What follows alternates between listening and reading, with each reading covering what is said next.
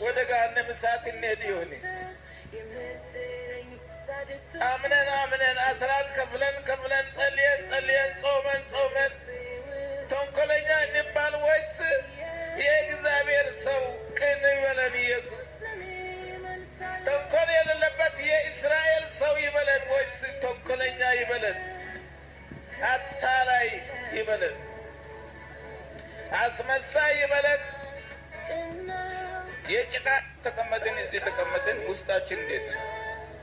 እናንተ እዚህ ያላችሁ እንዴት ናችሁ? ከበለስ በታች እንዴት ናችሁ? እንጀራ ስትጋግሩ እንዴት ናችሁ? ወጥ ቤት ላይ እንዴት ናችሁ?